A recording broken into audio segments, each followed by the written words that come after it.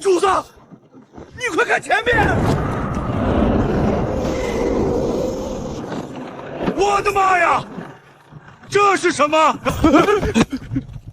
进城，我倒要看看黄沙驿到底藏着什么大秘密。都下来！外地来的，驾马车入城需缴50文过路费，城内马车一律靠右行驶，违规直接扣车重罚。放肆！你可知车内坐的是谁？就算天王老子，乘车入城都要交过路费，不交便下车步行。你找死！老王，给他吧。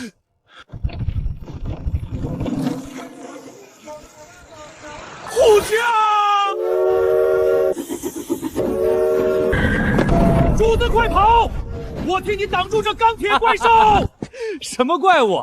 这是蒸汽火车，是我们陆亦辰造的，用来拉货的。乡巴佬！蒸汽火车，好一个陆亦辰啊！这市井吃食，香气扑鼻，倒是稀奇的很，简直是神仙吃食啊！98文钱，怎么会这么贵？怎么你想吃霸王餐？掌柜的，这桌饭钱我替他们结了，算你们好运，遇上我们陆亦成。老弟，这钱老夫会还你的。老夫姓朱，京城朱掌柜。老弟可否带我们四处走走，让老夫开开眼界？好啊。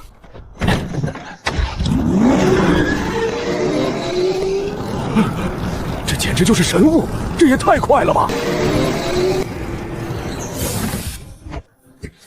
不靠官府出钱撑腰，还能修路造火车，我倒要查查这里头藏了什么猫腻。老弟，你这驿站够兴旺啊！糊口罢了。你这货流这么大，银钱来往必然不少。我通晓对账查弊，要老哥替你把关避祸吗？帮忙？我看是朝廷派来查账的吧？这么快就忍不住了，想抓我把柄定我罪？好，我成全你。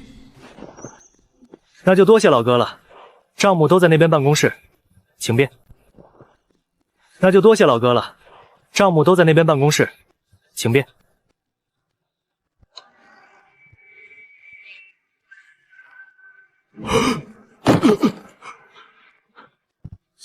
420万两，一个月，上个月380万两。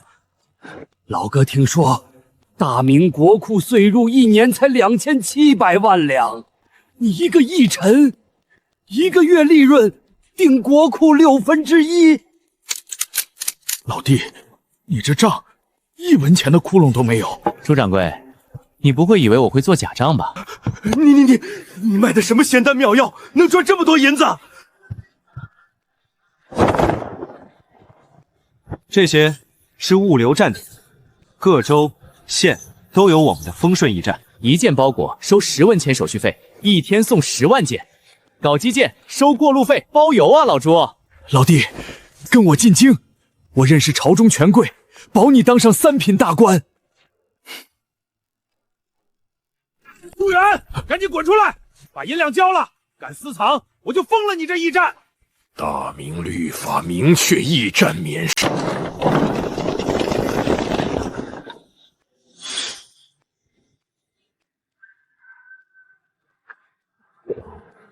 陆一池，你日子过得比本官还舒坦。黄沙驿即日起每月交10万两安保费，今天先把这个月的交了。坐着看戏就好，京城规矩在这儿没用。10万两1分不能少，不交钱就封你驿站，扣你所有车辆。张大人，钱呢是真没有，不过呢，狗我这儿倒是有几条，您要不？陆远，你他娘的找死！你竟敢辱骂本官！敬酒不吃吃罚酒！来人，把这小子给我捆了！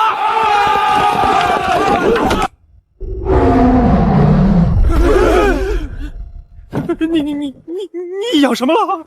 早说了，我这儿有几条狗子，您不收，他们可不高兴了。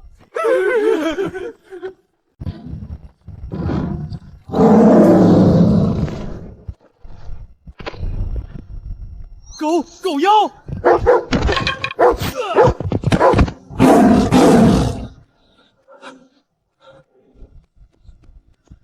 过来，本官可是朝廷7品县令。神权啊！张大人，咱们聊聊。聊，都听您的，怎么都行。签了。走了走了，慢走不送。好狗，老弟，你这狗哪儿来的？老哥能不能要一只？我出大价钱。老弟为何叹气？这狗官走了，多大快人心的事儿啊！为何不将他送官法办？朱掌柜，您跟我来。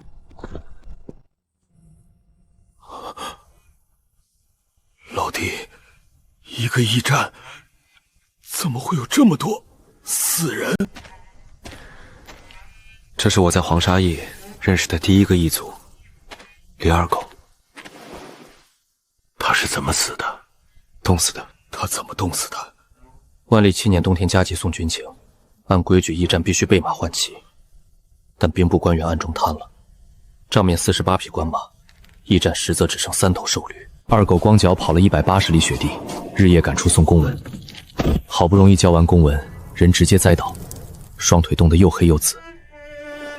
这是王四喜，官粮被官员克扣，省粮给徒弟，自己活活饿死。老弟，大明的驿传系统都这样吗？朝廷每年拨300万两，异族到手连30万都不到，剩下的全被官员层层贪了。将士在前线流血，议员在路上送命，可贪官在京城享乐，吃香喝辣，奢靡度日。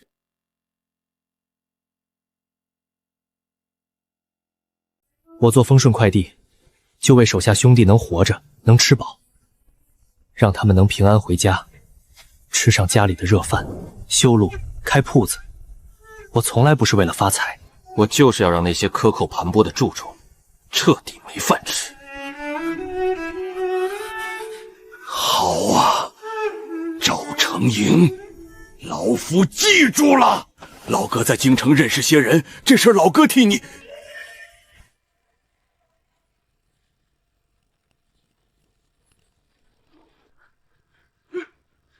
主子，数千官兵围过来了，驿站被围住了。是张县令连夜跑去州府搬的救兵。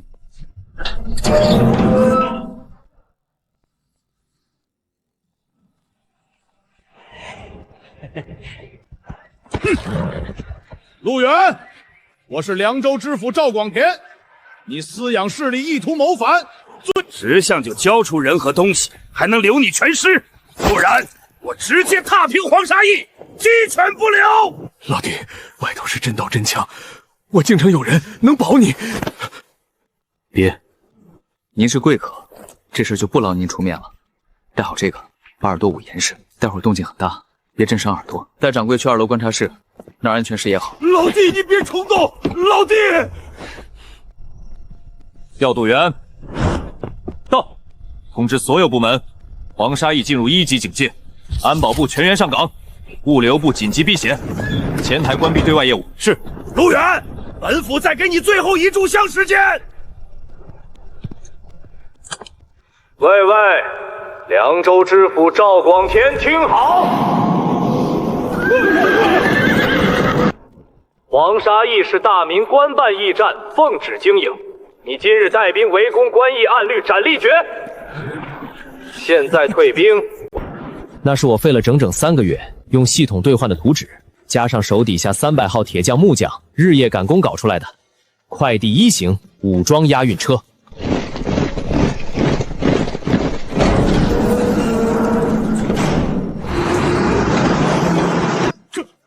这是什么妖物？知府大人，这就是昨天我看见的那个铁车。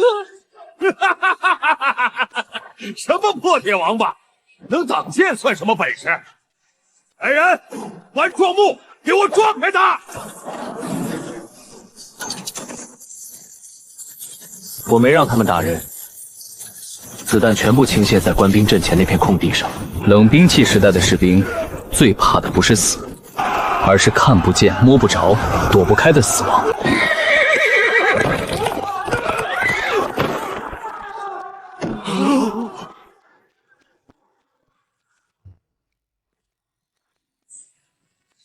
赵大人，咱们继续聊。你敢动我？兵部赵尚书就在50里外，他亲率5万大军北巡，还要知道你伤了我，5万大军踏平你这破驿站，你就等死吧！说谁？赵崇文，赵尚书，兵部尚书。来得早不如来得巧。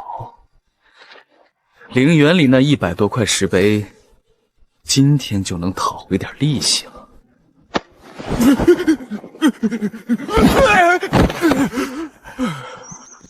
老弟，5万大军，5万，你听见没有？听见。快走！你这驿站再厉害，也就这么点人，5万人是什么概念？咱们从后门走，老哥保你。这是我自己组装的，黄铜壳子，瑞士机芯，走得比西洋钟还准。喂食3克。朱老哥，您先别急，我问您一句，今儿下午我那18000件江浙发来的水产先要发，5万大军堵在路上，我的货烂在车里，您说算谁的？18000件，最低的鲜活鲈鱼一条卖2两，烂一条赔1条，您给算算这数。老弟，你都什么时候了，你还想这个？正因为是这个时候，更得想。您跟我来。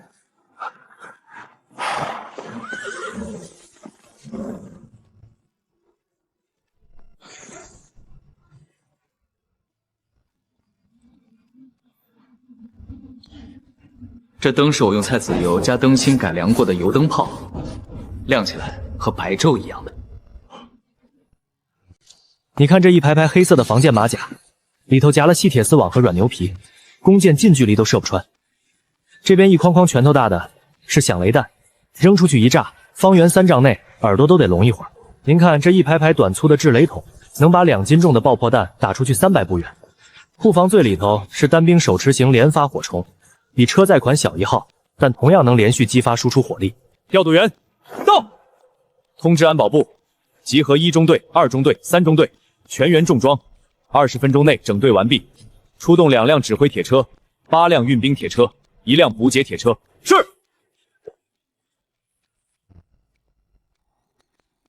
朱老哥，您要是怕，就留在驿站，我让黑炭他们仨守着你，外边神仙来都伤不了您一根防毛。您要是不怕，就跟我去。今天我让您看看，我陆远为什么敢搞这个黄沙驿。我跟你去。出发！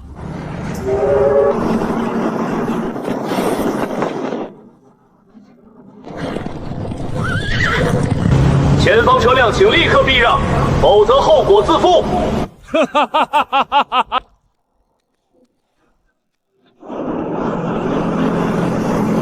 我这可是时速60里，这是冷兵器时代根本不存在的速度。弓箭手，放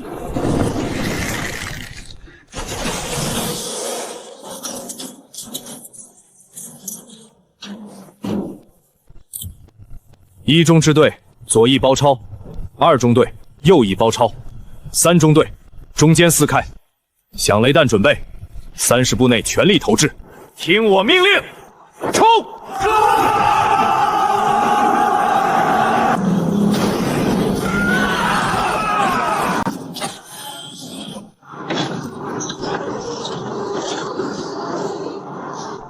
扔！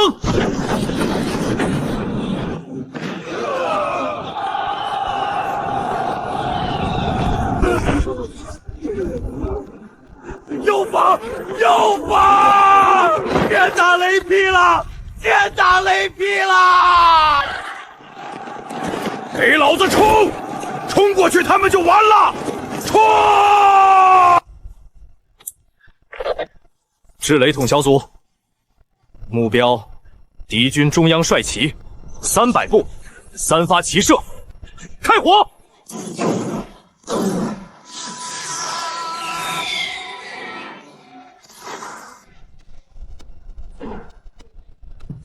朱老哥，您要找的兵部尚书赵崇德被我活捉了，我让人给您拎过来。你这反贼，你敢动本官？本官是兵部尚书。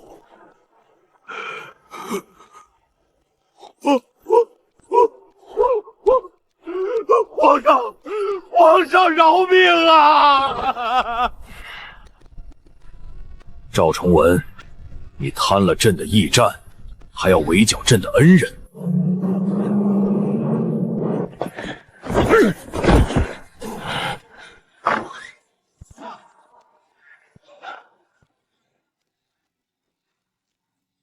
拥有18000件水产生鲜，因为这场仗迟了1个半时辰。说实在的，我心疼的直皱眉。陆远，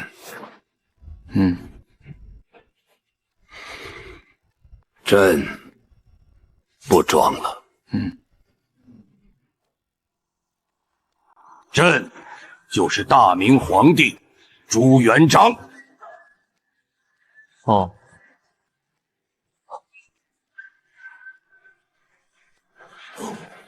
你这是什么反应？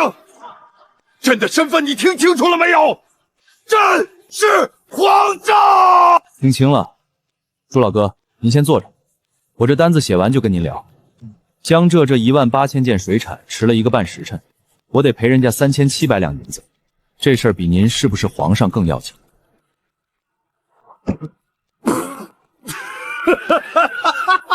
朱老哥，您没事吧？没事儿，没事儿。朕走南闯北，见过的人没有1万也有8000。听到朕这2个字的，跪的、哭的、晕的、装死的，朕都见过，就没见过你这么个头都不抬，接着填单子的。陆远，朕问你，您问，你那5万大军是怎么打的？朕亲眼看见了。你那1000万两收入的账目，朕也亲眼看见。你那神犬、神车、神火铳，朕也亲眼看见了。朕现在只问你一句，你想要什么？朕封你为异姓王，一字并肩王，兵部、户部，朕全交给你管。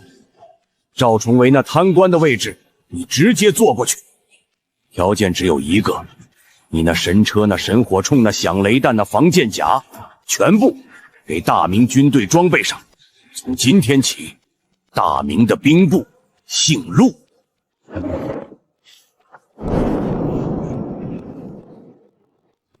朱老哥，当王爷没意思，天天在京城跟那帮老狐狸尔虞我诈，今天这个党，明天那个派，斗倒了赵崇文，还有钱崇文、孙崇文。我这辈子最讨厌的就是倭寇，兵部、户部我也不要，我手底下这300号兄弟比兵部6000为官好使100倍。我要您一道圣旨，特许我成立大明国家物流总局，总局直属皇上，不受任何部院管制。我要把这水泥路修遍大明13省，我要让北京到南京3天到，我要让西安到广州5天到。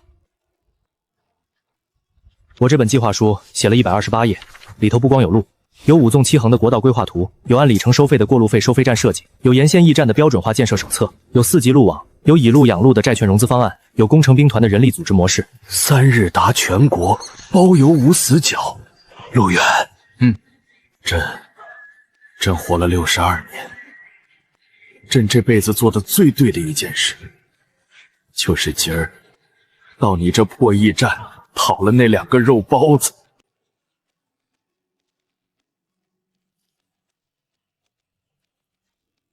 朕准了，你要的圣旨，朕回京就下。大明国家物流总局成立，你陆远任总局总督，正2品，直属朕一人。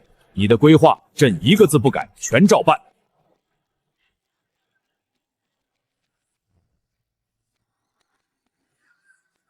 京城那边你不用管，朕来扛。你给朕修路，修得越快越好。这老头，我是真有点喜欢上了。朕在边塞遇见一奇才，名陆远，黄沙一城，此人有惊天畏地之才，朕意成立国家物流总局，封陆远为总督，直属镇公。13省修路、修桥、修驿站，全权由其调度。皇上，万万不可呀！一个9品一司，骤封正2品，开国以来从未有过。皇上，修路是工部的事，户部出钱，怎能交给一个外人？朕在你们这帮老狐狸眼皮子底下憋了30年，憋的就是今天。朕今天要让你们全把灰色收入吐出来。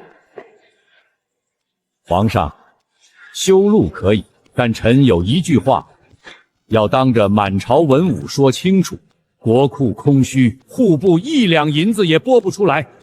他奶奶的，朕的国库朕还不知道，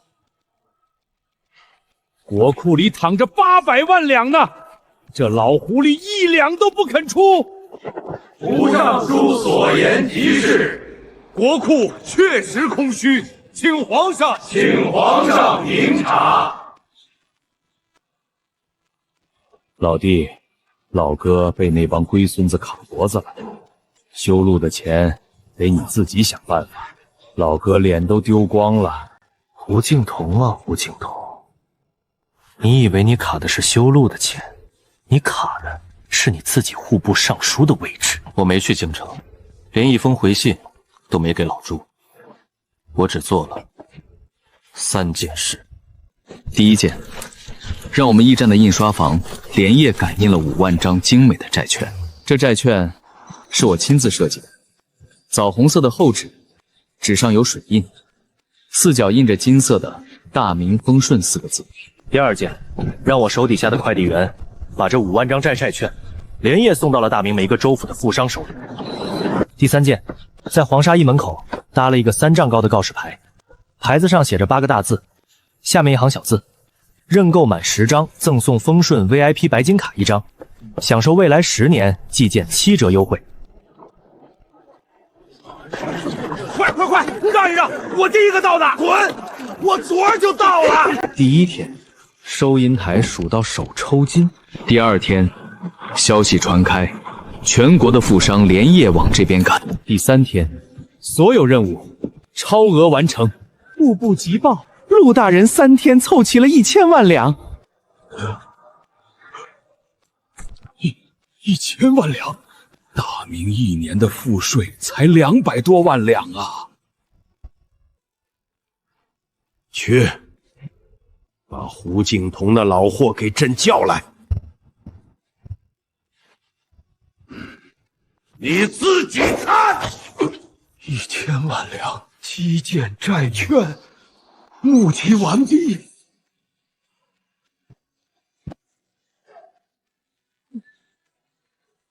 皇上，这怎么可能？怎么不可能？人家陆远3天募了你户部3年都收不上来的银子，你不是说国库空虚吗？你不是说1两银子都拨不出来吗？陆总督说了，他不光不要朝廷1两银子，他还要倒贴朝廷200万两。他从1000万两里头捐出200万两赞助大明军费。条件只有一个，罢免户部尚书胡敬亭。皇上，这是逼宫，这是公然干预朝政，这是……朕准了。胡敬亭免去户部尚书一职，发回原籍，永不叙用。那一天，1000万两白银，整整300辆丰顺窜的重装押运车，浩浩荡荡开进了京城。车队在朱雀大街上开了整整1个时辰才开完。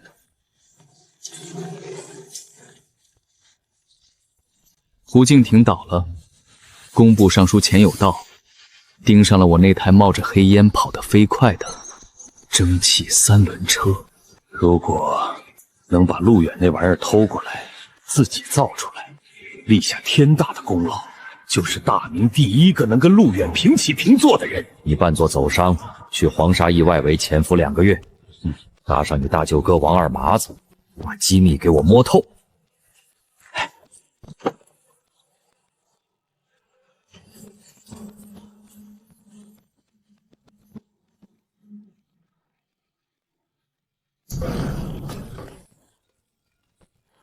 整整3个月，本官总算是把这征币车造出来了。有此大功，我钱有道定能与那陆远平起平坐。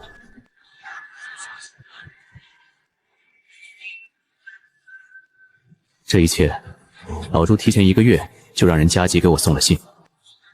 我回信只有4个字：让他造。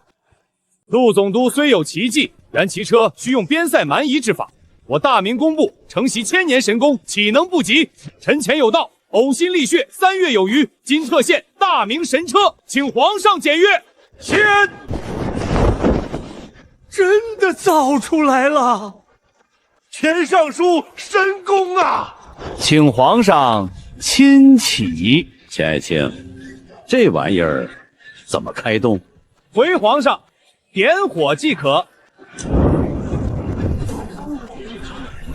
诸位且看，半盏茶的功夫。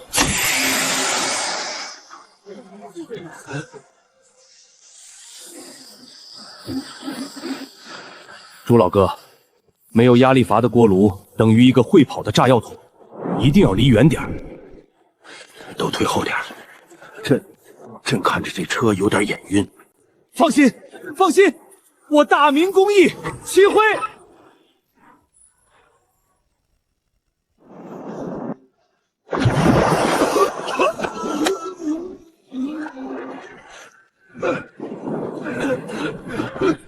老弟呀，老弟，老哥也得跟你学呀。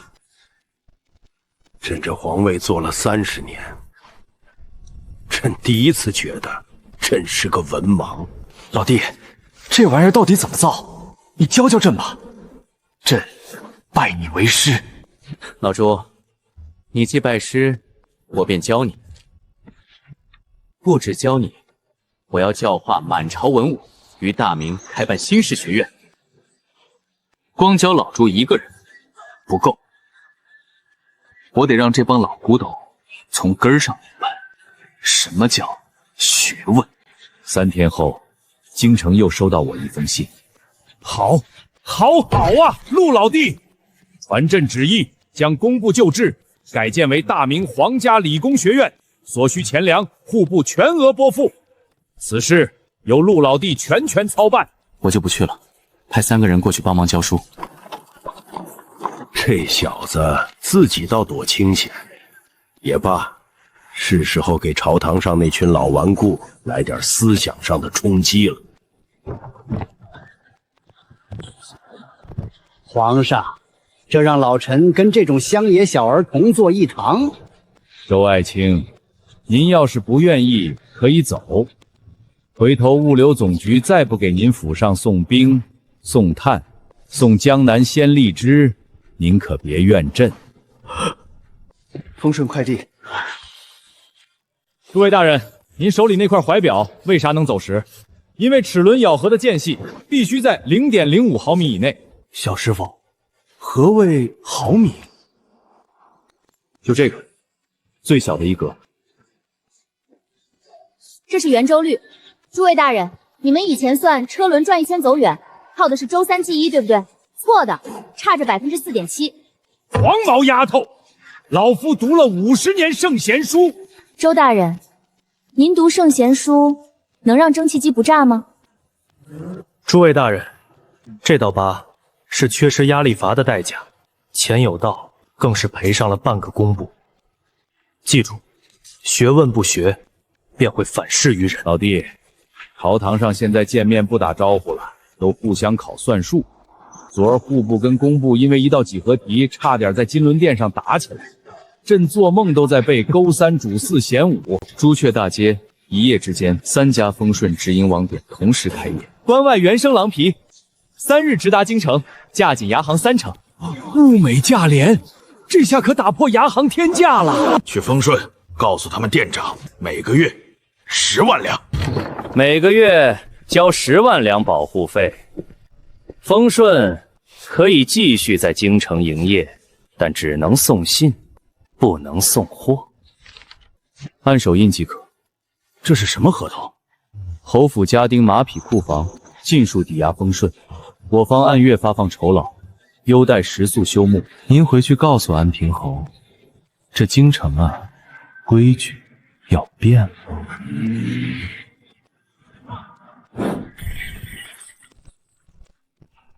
砸！给老子把丰顺那店砸了！陆远那破驿站再厉害，进了京城也得跪。去传朕旨意，命陆秉带300锦衣卫火速前往朱雀大街。皇上，您是要救陆大人？救个屁！朕是给陆老弟卖个人情。这事儿要是朕救了陆远，那陆远就欠朕一份人情。安平侯这个老货，仗着是朕的堂叔，20年没把朕放眼里，正好借陆远的手削他。陆远那店里顶多10几个伙计，肯定撑不了多久。等锦衣卫一到，安平侯被抓个现墙，朕再下旨严惩，完美。砸！给本侯尽数砸了！这套蒸汽泵原为城市消防所用，水压8告帕，水柱可射30米。娘的，老子今天要砸了这破店！都拿起来，给他们洗个澡。怎么回事？我的家丁呢？我的……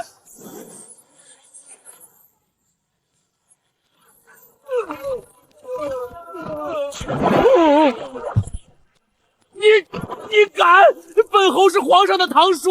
皇上的堂叔也得排队取号。您先在这儿待会儿，我给您算个保护费，500家丁，每人弄湿1身衣服，按京城最便宜的换洗坊算，1文钱1件，500文。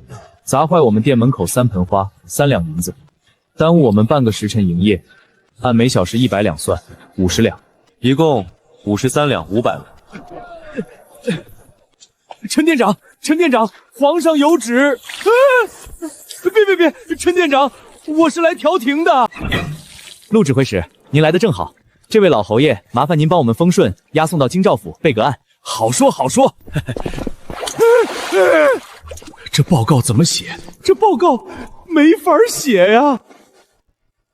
启禀皇上，那丰顺的水管子能把人冲飞3丈高。陆爱卿，你回去再去丰顺店里传朕的口谕，朕要订10套。紫禁城体量浩大，清扫费时，往后屋内浇花灭火洗墙，尽数使用这款水龙。安平侯被押进京兆府的第2天，皇上下旨削爵抄家，侯府被查抄，仅现银就有430万两。朕划拨200万两给予陆远作为赏金。安平侯属所有属地产业全数朝廷充公。我的商业版图终于可以毫无阻碍地向最富庶的江南推进。即日起，凡丰顺快递车辆所到之处，享最高路权。如有阻挠者，按阻碍国务论处，斩立决。赐丰顺物流总局御赐金牌12面，持牌者等同朕亲临。皇上，老臣斗胆问一句，您把这么大的权力交给陆远，您不怕吗？周爱卿，朕问你，陆远要是想造反，他还用得着等朕封他？陆老弟那帮快递员300个就能打垮5万大军，他要是真想坐朕这把椅子，朕的头早就跟那钱无道的眉毛一块没了。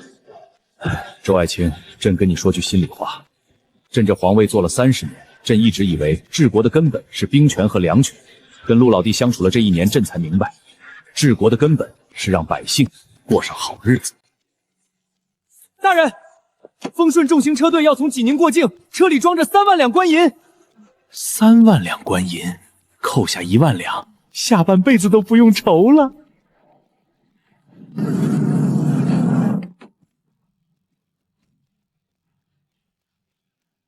小哥，过路费每辆车100两，你们这12辆车1200两，给钱放行。胡知县是吧？早就听过您的大名。这肯定是假的，陆远那个泥腿子怎么可能有御赐金牌？胡知县，您不信金牌，那您信信这个吧。别开枪！别开枪！我是奉旨办差，胡知县，您起来。丰顺是讲规矩的，您贪墨的事儿我们不管，我们只管送快递。但是您今天挡了我们的路，按照圣旨，叫阻傲国务。皇上，传递军情，现在走丰顺的航空信鸽加征警车换乘，最快12个时辰。各地百姓办事也是宁可去丰顺网点排队，也不去衙门。地方衙门门可罗雀，丰顺网点人山人海。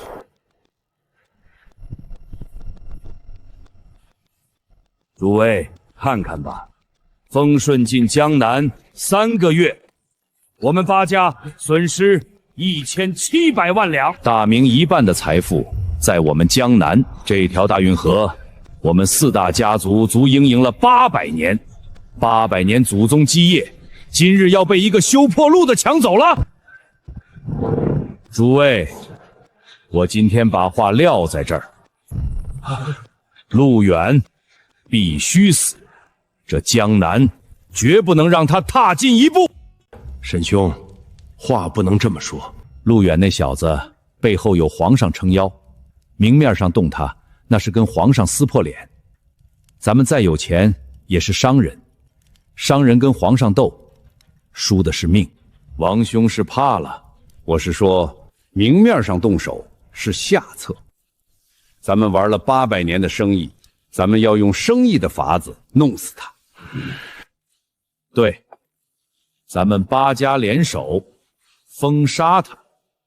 江南所有商铺，凡是敢用他的快递的，咱们就断他的货源，咱们让丰顺在江南无货可送。好，这是第1步封杀。第2步呢？第2步扫货。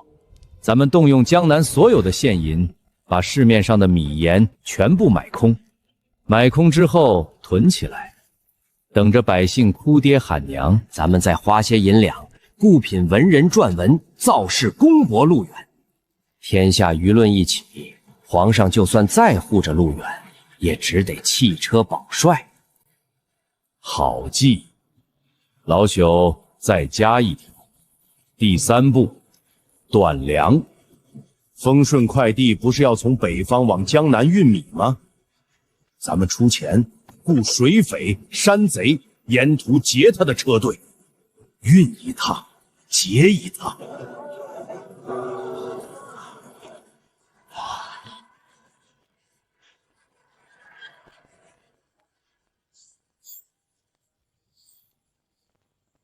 动作够快的。小满，江南那边盐价、米价现在什么行情？陆总，3天前苏州盐价30文一斤，今天90文一斤，米价从10文涨到了35文。他们扫货了。陆总，他们这是想饿死咱们！不，他们这是想饿死江南老百姓，然后把账赖在咱们头上。这帮王八蛋！江南老百姓没饭吃，他们就要造反，造反就要怪朝廷，怪咱们丰顺。陆总，怎么办？要不要请皇上派兵镇压？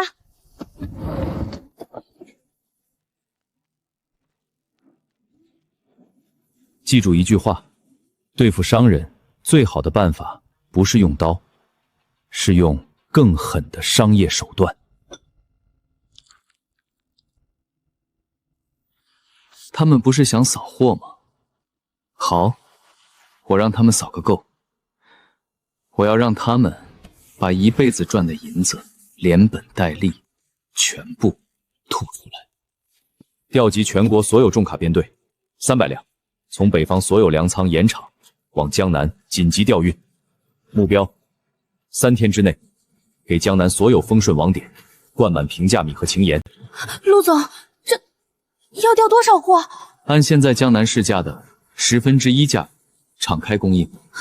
陆总，您这是要把江南8大世家连皮带骨头都给他们榨干。诸位，再过半个月，陆远那小子就要跪在咱们脚下求饶了。沈兄，到时候咱们一人抽他一鞭子。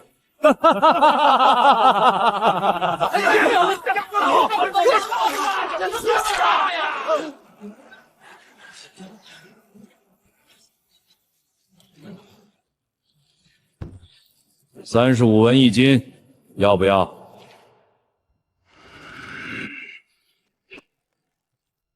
反了天了！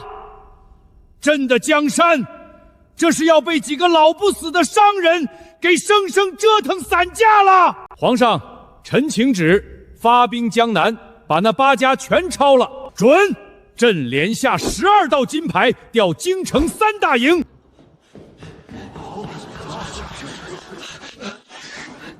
皇上，皇沙义，陆总给皇上的信。朱老哥，金牌先收着，对付资本要用资本的手段。3天后看戏。陆总，第一批300辆重卡已经从沧州盐场济南粮仓出发了，预计48小时之内全部抵达江南。第二批从洛阳开封追加的200辆今晚出发。小满，海外仓那边呢？占城暹罗那边的稻米已经走海运，明天清晨到泉州港。从泉州港分2路，陆路走我们新修的福建高速，水路走铁甲货船，2天内全部上岸。总量呢？米120万担，盐68万担。8大世家是吧？他们以为扫光江南市面上的米，就能掐死老百姓的脖子。他们不知道，这世上有一种东西叫产成。陆总，啥叫产能？就是你想要多少，我就能造出多少，运出多少。他们囤的那点货，在我的产能面前，连个屁都不算。传我的话，即刻起，启用惠民价机制。江南所有丰顺狂点，米1文钱1斤，盐5文钱1斤，敞开供应。陆总，1文钱1斤，这是赔本啊！1斤米的成本就要5文，我们这一卖亏死了。亏的是银子。但你们要记住一件事，我们丰顺赚的从来不是1斤米的差价，我们赚的是这条物流网。8大世家想用钱压死我们，我就让他们看看什么叫钱多到可以当纸烧。通告全国，3天后腊月初1，丰顺快递向江南投放无限量平价米、平价盐，价格只有现在江南市价的1/10，先到先得。陆总，您这是要把8大世家活埋啊！诸位看看，陆远那小子是真急了，3天之内给江南投100万石米，还卖1文钱1斤，他当我们是3岁小孩100万石米，按大明的运力，从沧州运到苏州，光走漕运就要45天。他300辆破车，3天能运多少？撑死了3万石。扔到江南，连个水花都建不起来。老夫倒希望他真敢运。3万石米进了江南，被咱们的人3天扫光，他还得倒贴一笔钱。到时候老百姓发丰顺是骗子，扛着锄头去砸他的网点，那才好玩呢。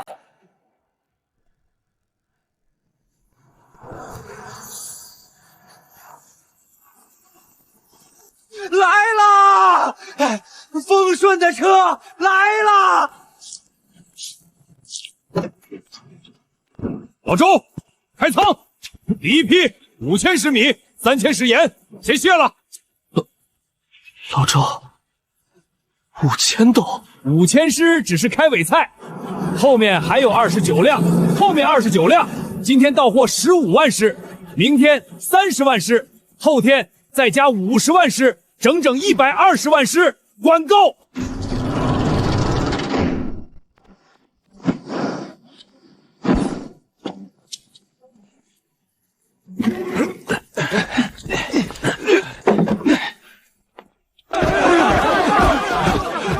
掌柜的，我要10斤米，2斤盐。慢点，老乡，米管够，明天还有，后天也有，以后你想吃多少就吃多少。沈兄，不好了！苏州、杭州、扬州8个府城的丰顺网点全部开仓，1文钱1斤的米已经卖了30万担，咱们囤的米砸手里了。沈兄，咱们的现银全压在米和盐上了。700万担米，按咱们的进价是1200万两白银。现在江南米价已经被砸到了1文1斤，咱们要是不抛，资金链就断了。要是抛，1200万两，亏到只剩100万两都不到。完了，我们沈家5代人攒下的家业，3天就没了。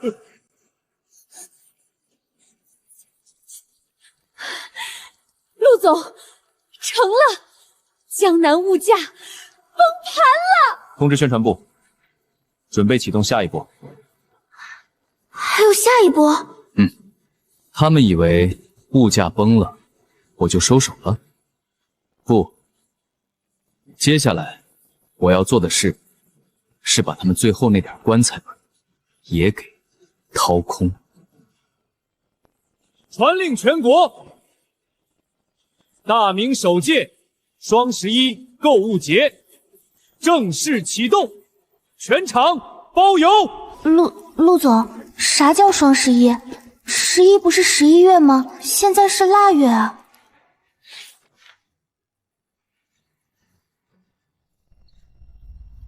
江南世家不是想用米和盐困死我们吗？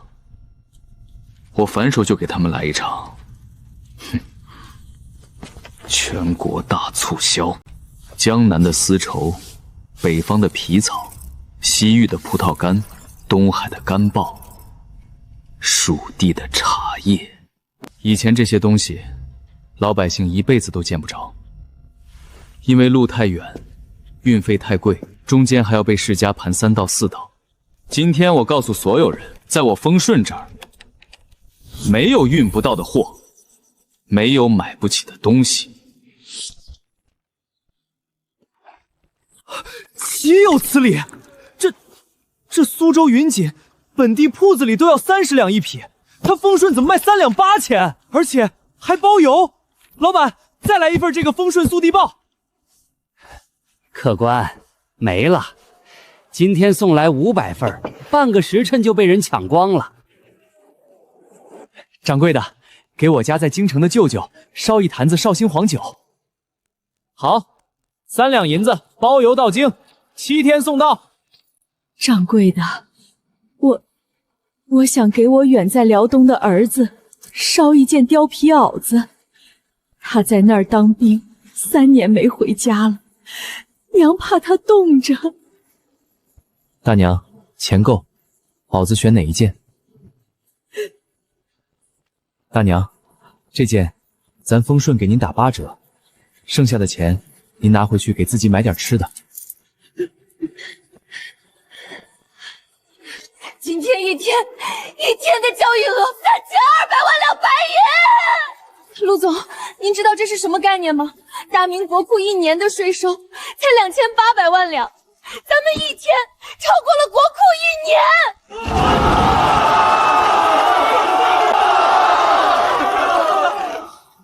1年。别高兴得太早，这笔钱我1文不留。一半投进基建，继续修路，修到西域去；一半建丰顺惠民仓，每个州府建1个，专门给穷苦老百姓提供平价粮食。沈兄，不好了，咱们家的伙计跑哪儿了？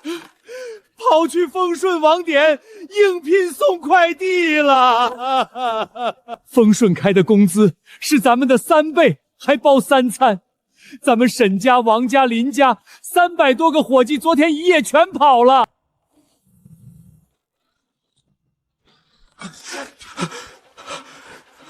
沈兄，杭州上钱老三今天上午在西湖边的望湖楼喝醉了，哭得死去活来，当场撞珠子，撞死了。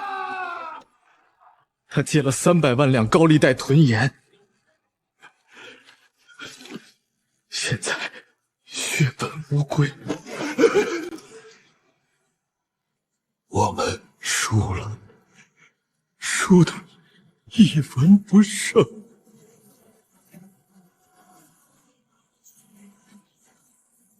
张叔，咱们这一仗赢了。陆总，江南急报，8大世家旗下的盐商一夜之间破产了7家，最大的2个钱家和马家在江南的酒楼里嚎啕大哭，满街的债主已经把他们家围了。我知道，这事儿老朱不会放过。好，哈哈哈哈哈！皇上，您笑啥？哈哈哈哈哈！你自己看。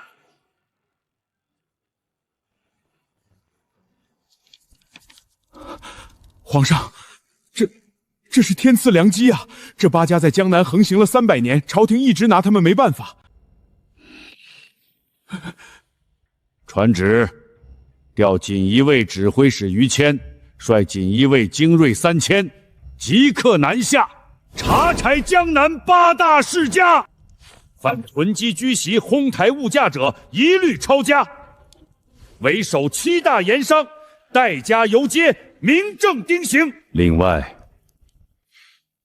朕要亲自南下江南，给天下百姓做个见证。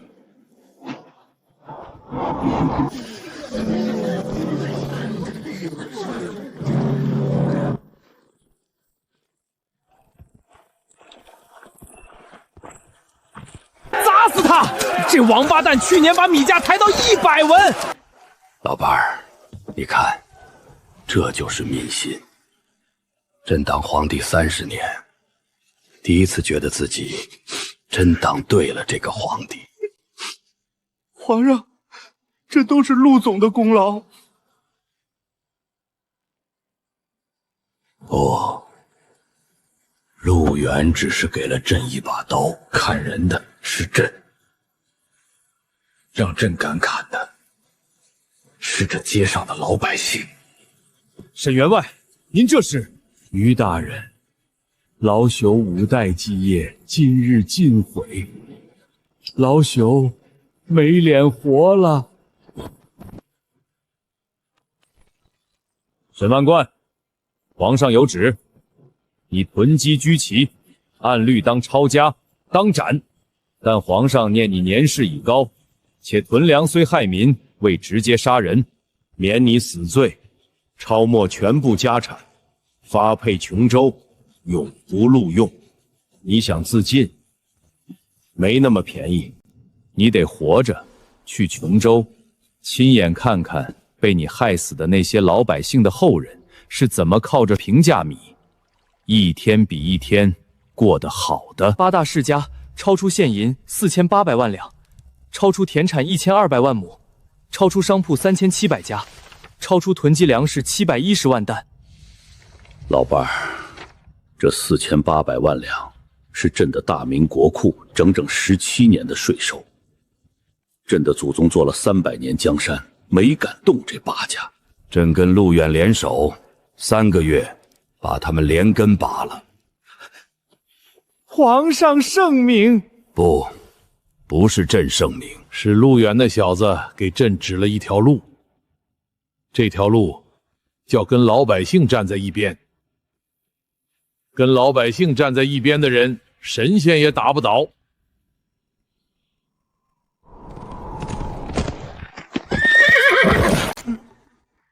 林家主，您的意思是100万两？黄帮主，只要您出手劫了那狗东西的车队，让他在江南，在中原，在所有官道上一辆车都过不去。这100万两是定金，事成之后再加900万两。林家主，您找对人了。天下绿林18路豪杰，72路水匪都给老子卖命！老子让陆远那狗东西一夜之间车毁人亡。陆总，出事了！江南到中原的官道上，一夜之间冒出来无数山贼、水匪，咱们第一批往江都的物流车队失联了。多少辆车？30辆重卡，120名押运员。传令，重装护卫队一级战备。我要让那帮山贼知道，动我的快递是要付出代价的。帮主，真有那么多油水？林家主说了，顺丰的车每一辆都装着金山银山，咱们今天劫的这一队30辆，至少能劫下来500万两的货，一辈子吃喝不愁。那他们的护卫，呸！几个送快递的伙计能有多大能耐？老子手底下这1200号人，个个都是从尸山血海里爬出来的，一个冲锋，全宰了。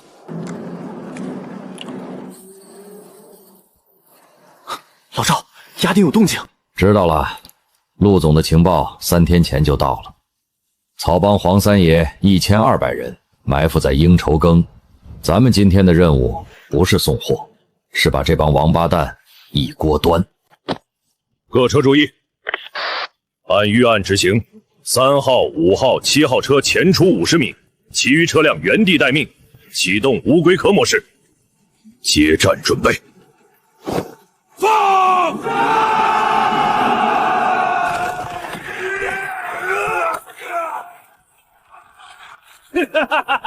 就算他车再硬，这一波下去也得砸成铁饼。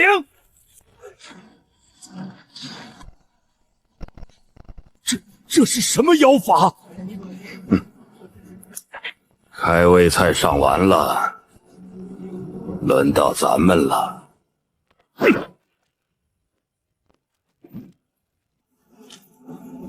兄弟们，杀呀！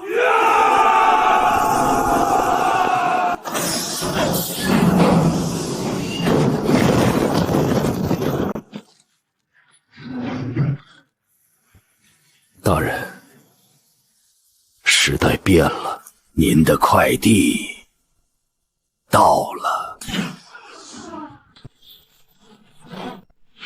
帮主，跑啊！清场，打包，按到付快递规格，全部送到江都府衙。通知下去，从今天起，咱们安保部正式更名丰顺重装护卫队。今年大明各路盗匪自首者3712人。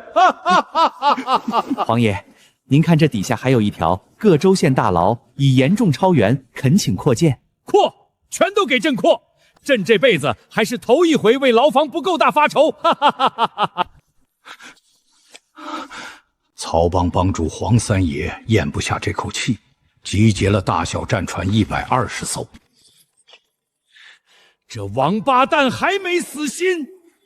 皇爷，要不要派水师去？不用，朕倒要看看水里那点伎俩能不能拦住朕的丰顺快递。陆总，长江那头闹起来了，要不要我带人坐船过去？坐船？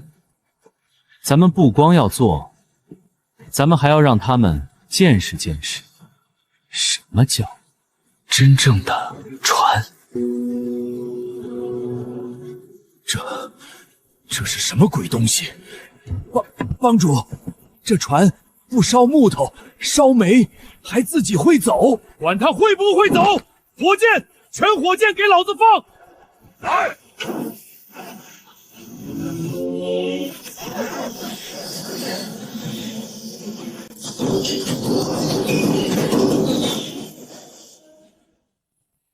吴叔，给他们上点正经货。陆总，撞头，开闸不？开。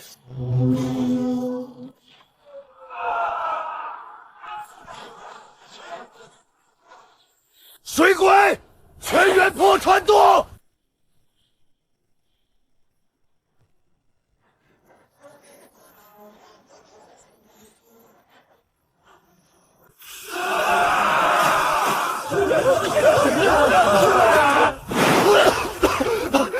这他妈到底是什么妖物？吴叔，水龙，开炮！是。大明的水路从今天起姓陆了。好，好啊！陆老弟这一仗，把朕大明朝几百年的漕运毒瘤连根拔了。皇爷，江南急报。又怎么了？黄三爷不是被擒了吗？皇爷，江南那帮文人动笔了。动笔？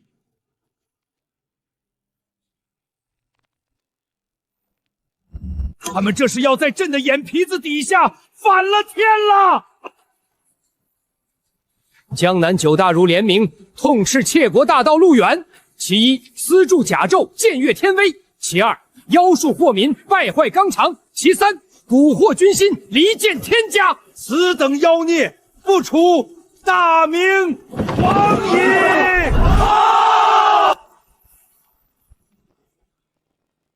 写的真挺好，引经据典，气势如虹，骂我骂的花团锦卷。这帮老文人文笔是真不错。这帮老东西，朕这就调3000锦衣卫南下，把他们全抓起来，一个不留。老朱，别！为什么不能抓？你抓一个，他们就能写100篇骂你的文章；你抓100个，江南3000个书院能给你写出3万篇。防民之口，甚于防川，老祖宗早就说过的话。那怎么办？难道就让他们这么骂下去？百姓现在都信了，他们说朕宠信妖孽，要亡国了。老朱，他们要打的不是嘴混，他们要打的是舆论战。舆论战，谁掌握了百姓的耳朵和眼睛，谁就掌握了人心。江南那帮文人为什么敢跳出来骂我？因为他们以为这天底下会写字的只有他们。他们以为他们手里那杆笔是天下唯一的笔。既然他们想跟我打舆论战，那我就教教他们什么叫真正的媒体霸权。媒体？老周，通知工厂启动喉舌计划，把仓库里那10台货字印刷机全部开机，连夜调试。再去武库库那边，把那2000个大喇叭全运出来，按全国1800个网点，每个网点配1队。我要让大明每一个老百姓，每天早上一睁眼，第一个听见的声音，第一份看见的字，都是我丰顺发出去的。总，3天，这有点赶啊。赶也得干。江南那帮老文人给我们的时间连3天都没有，干完，每个人发3个月年终奖。是。陆老弟，你说的那个大喇叭印刷机，到底是个什么玩意儿啊？老朱，明天天一亮，你就知道了。到时候你只管搬个小马档，坐在养心殿门口，等着看江南那帮老文人是怎么被一夜之间骂回娘胎里去的。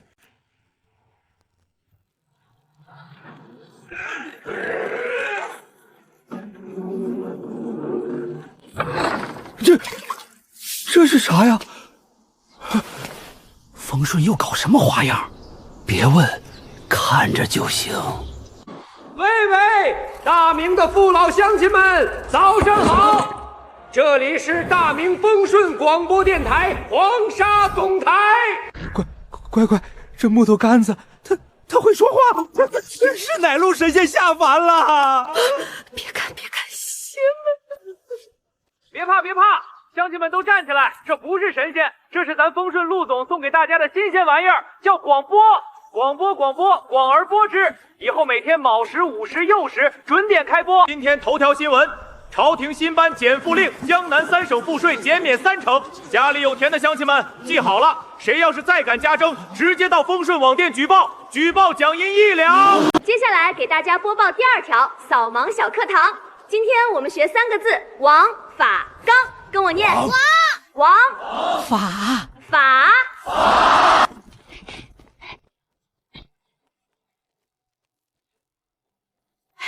大爷，丰顺速递报，免费的。大娘，拿一份。头版头条，您一定爱看。别推，免费。陆总说了，识字的自个儿看，不识字的让自家娃念。娃也不识字的，搬个板凳到网点门口，有人念。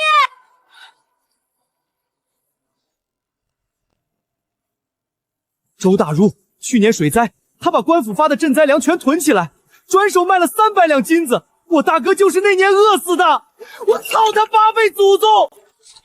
走，去衙门，我要实名举报。算我一个，我也去，我也去，我举报吴大儒强民女，逼死人命。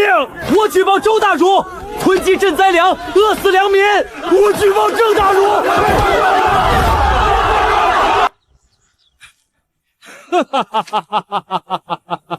陆老弟没骗朕啊！江南急报，8位藩王收到了世家大族联名的投名状，8王已经在金陵密会3天3夜了。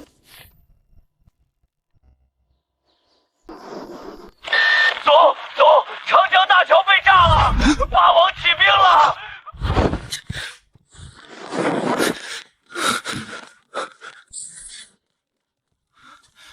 总，江南8王集结了20万大军，他们炸了我们刚通车的长江3号大桥，截断了长江天险，扬言要把陆总您修的柏油路一寸一寸全给刨了。抢我钱可以，骂我也可以，但是刨我的路，老子修1里柏柏路平均要死2个工人。烈士陵园里那些墓碑都是我兄弟。老周，通知全国网点进入1级战备，所有重卡半小时内回总部基地集结。是。陆老弟，朕的江山要完了！京城的米仓只够吃15天，煤炭、药材、布匹全断了。朕这皇位今晚就要塌呀！老朱，你坐。老朱，你忘了我是干什么的？我是送快递的啊。8王这次是给我丰顺下了一个超级大单，收件人金陵8王府，服务方式到付，1寸100亩路赔1颗人头。总，抓到一个奸细，在押狱2队宿舍门口鬼鬼祟祟，被夜班巡逻队按住了。陆远，我们家王爷有令，只要你手下肯倒戈，金条管够，封官许愿，识相的赶紧投。好啊，好你个8王，不光起兵，还敢策反朕的人。策反我的人？哟，胆子不小啊！说，你来找的是哪个队长？呸！姓陆的，别得意。我们家王爷已经派了136个弟兄分头去找你各路押运队长，只要有1个肯反水，你这破驿站从里头掀烂。挺好，挺有想法。去把陈大水叫来。走，我懂了。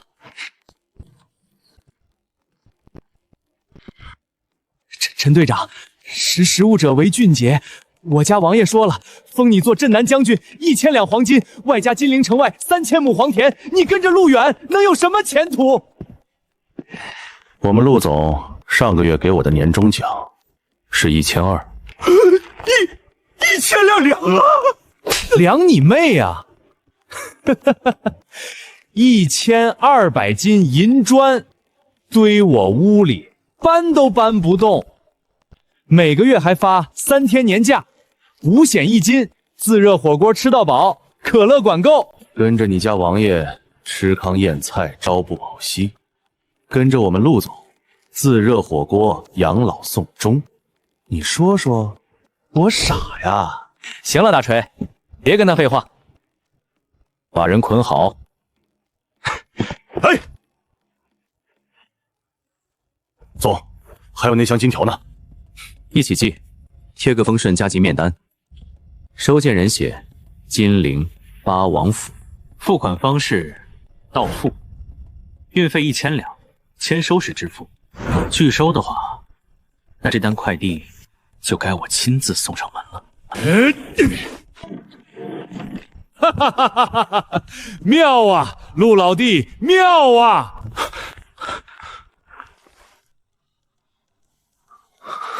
这是我兄弟们一寸一寸夯出来的路，这是我老六去年夏天中暑死在工地上最后一段没铺完的路。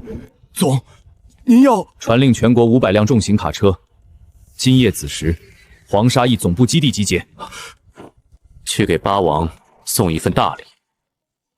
怎么闹我不管，敢挖我的路，我让他8条命都不够赔。开始改装。陆老弟，这玩意儿一打出去能炸多大范围？50丈见方，1辆车1轮齐射，足够把一个加强连从地图上抹掉。出发，目标沪宁高速，收件人江南叛军先锋部队。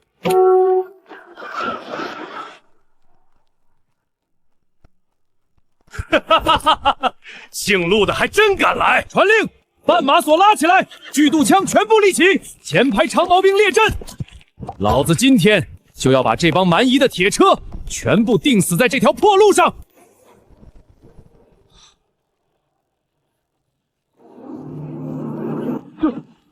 这个啥玩意儿？快，绊马索，绊马索！哥几个提速140。收到。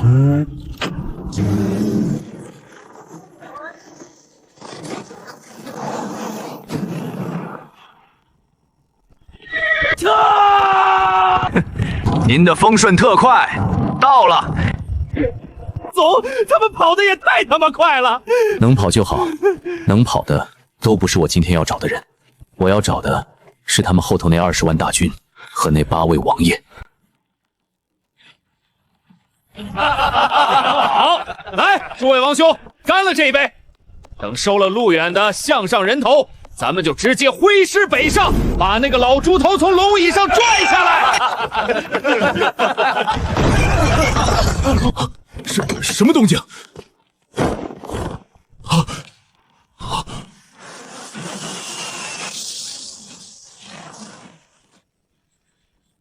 传令第2轮，目标叛军中中帅旗以东300米空地，注意，不准打到帅旗，留口气，让他们跑。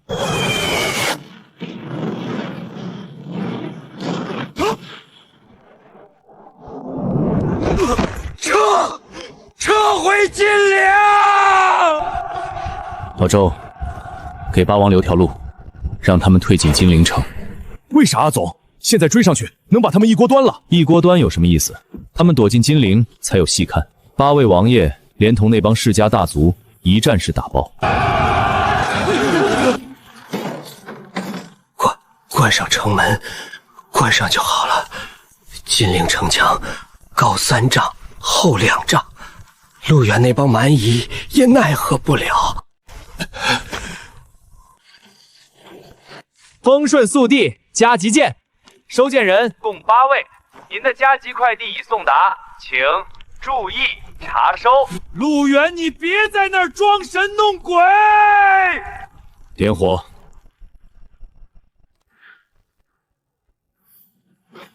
你他妈以为吓唬2句老子就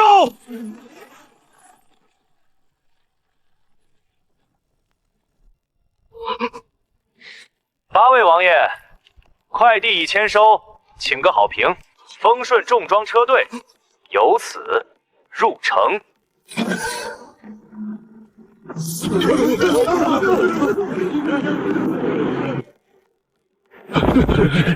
来，1人1支，按手印。陆大人，你这是？欠条，你们这趟闹腾，跑我2段官道，烧我3个仓库，堵我5天南北物流，间接导致大明京城物价上涨2成。按市价算，加上误工费、修复费、商淤损失费，一共2万万白银，一人摊2500万。走，京城800里加急，老朱亲笔，红旗封了3层。总，咋了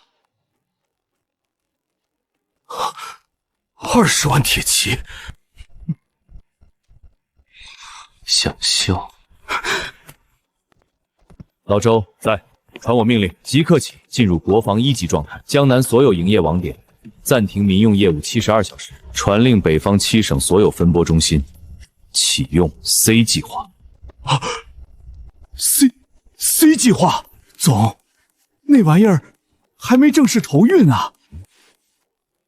现在投。通知顺义、张家口宣赴3个备用机库，以京城正北长城为集结坐标，目标拦截。C 计划是啥呀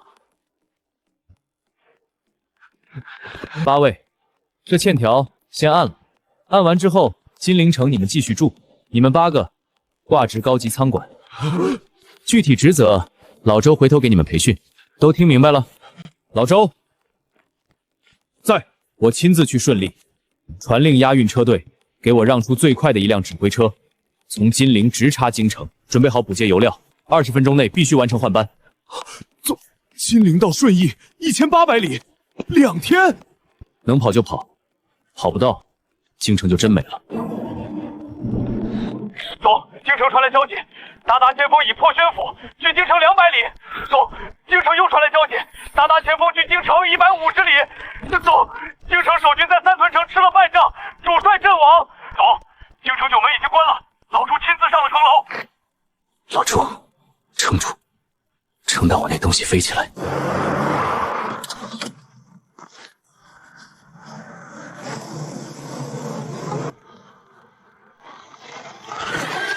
皇上，您还是先回宫吧。城外鞑子凶得很，万一射个冷箭，那可怎么是好啊？滚！朕的江山要是没了，朕回宫去给谁当皇帝？给老鼠吗？传朕的旨意，朕今日与京城共存亡，城在朕在，城破朕亡。皇上万岁！哈哈哈哈哈！大明的皇帝在哪儿啊？出来！出来跪着给爷爷磕个头，爷爷饶你不死！跪下！老兄弟，朕这回可能真要先走一步了。你那快递要是真能送到，下辈子朕……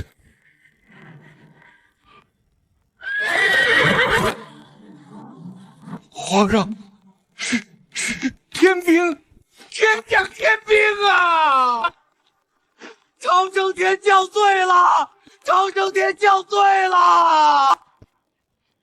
航空1队，注意，目标城下鞑大军，注意，别砸到城墙，别砸到老朱。救费1队，收到。投！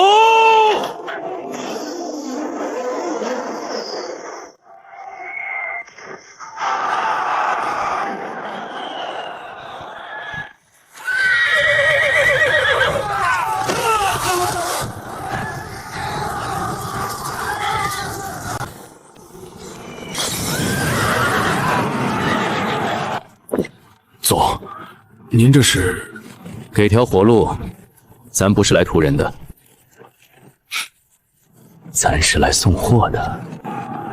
收件人也先可汗，货物一个永生难忘的教训。撤！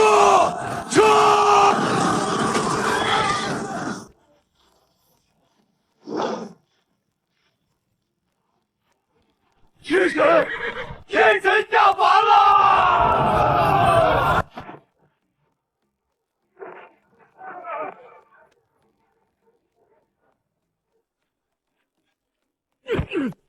朱老哥，您的加急国防快递已签收，附赠 VIP 礼物一份。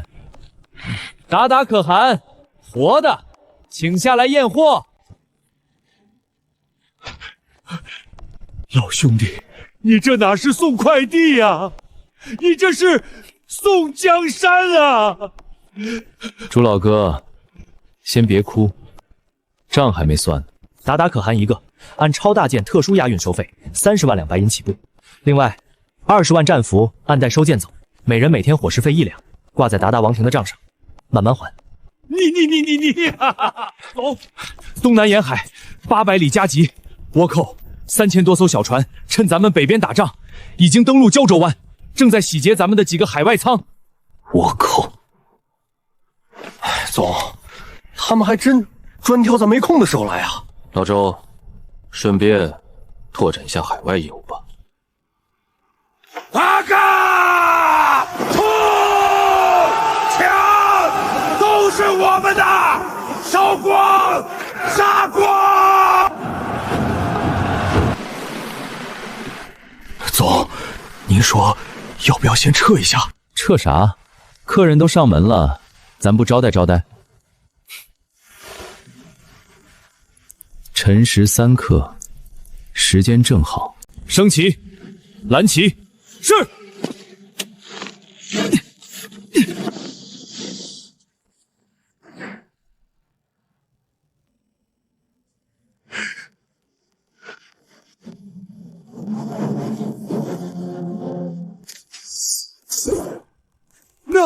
那是什么？天照大神的船！丰顺远洋舰队听令，客户来取货，咱们包邮到家。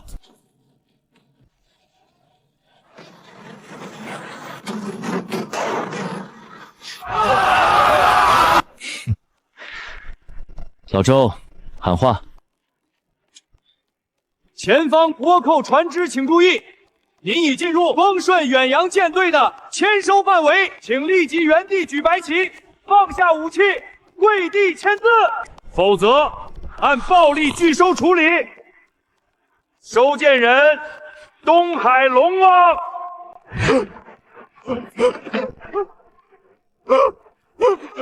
白旗，白旗！快他妈找白旗！投降！我们投降！八个全员投降！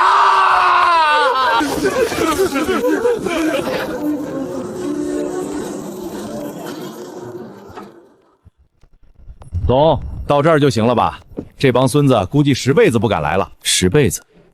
老周，你太小看记吃不记打这个4个字了。今天打疼了，明天他们就忘了。想让他们1000年都记着，得上门送货。目的地：倭国本土幕府将军府。货物清单：高爆弹2000发，永久通商条约1份，运费到付。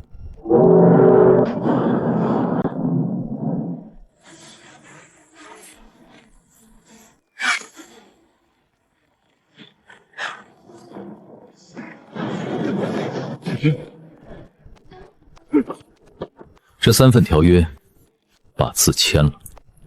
第1条，倭国所有港口永久对丰顺无条件开放，全程免税通商。第2条，未来50年，倭国每年向大明输送白银300万两，劳工1万人，劳工皆为正规雇佣，包吃包住，按月发薪，依规善待，绝非奴役。第3条，倭国全部银矿由丰顺与幕府合资开采，收益55均分，永久预约。陆桑，求您一件事，求您以后别再用炮打神社了，那玩意儿不经打。好说，下次我打你家。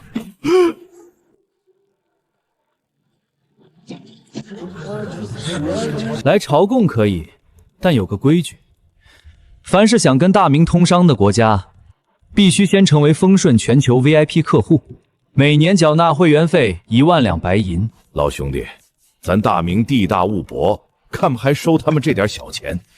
朱老哥，您看错了，我收的不是钱，我收的是绳子，一根绳子，把他们的脖子拴在咱大明的物流车上。他们一旦用上了风顺，国内的商人、贵族、老百姓就再也离不开了。到时候他们想反咱们，咱不用打，咱断他们1天快递，他们国内就得乱套。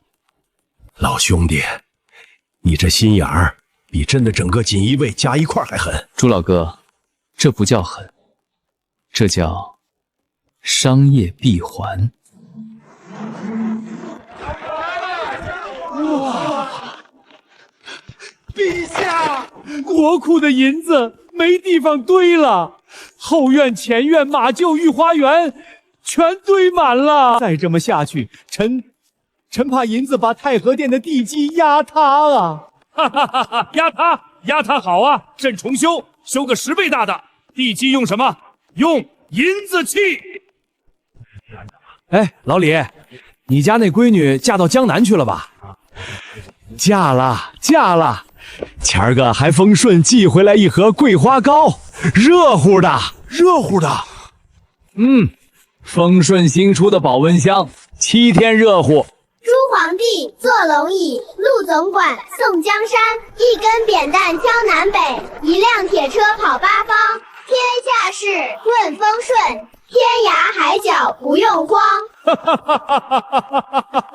你指今年中秋节，太和殿设国宴，文武百官、万国使节全部出席。朕要给陆远封王。老兄弟，朕这辈子欠你的，给不了你别的。这身蟒袍，这枚王印，你拿着。从今往后，你站朕身边，朕坐龙椅，你坐半张龙椅。你说东，朕不往西；你说杀谁，朕绝不留人。戒了吧，朱老哥，您这礼太重了，我担不起。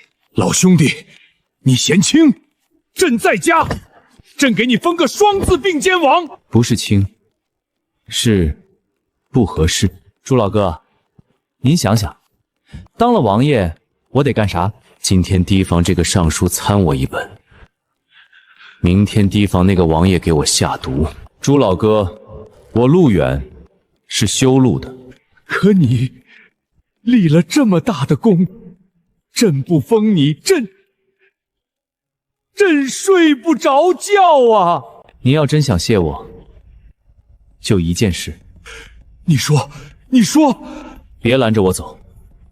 我的征途不在太和殿，不在这4、9城，我的征途是星辰大海，是让这天下再无南宋的快递。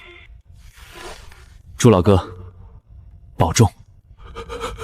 您在京城当个好皇帝，我在路上当个好快递，咱俩各干各的，一辈子不掺和。陆兄弟，你到底想要什么？朱老哥，您问我想要什么？我跟您说，真正的盛世，不是这朝堂上多一个权倾朝野的王爷，不是这史书上多段君臣相得的佳话，也不是这太和殿里多一座供后人瞻仰的塑像。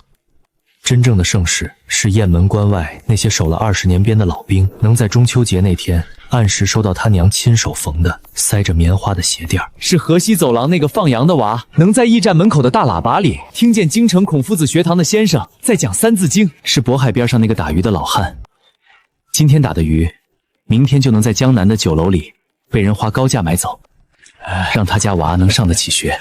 朱老哥，是天下的百姓吃得饱，穿得暖，看得见病，认得了字，走得出大山，回得了家乡。是不管你住在哪儿，是漠北还是岭南，想吃的东西，想做的买卖，想读的书，都能在3天之内送到你手上。天涯若比邻，这才叫盛世。老兄弟，朕懂了，朕不拦你。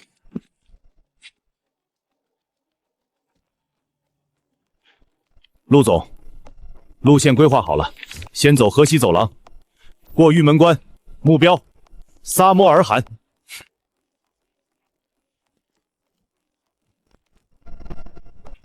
陆大人，陆大人留步！陆大人，老朽没什么好送的。老朽这辈子第一次自己纳鞋底，您穿着别磨脚。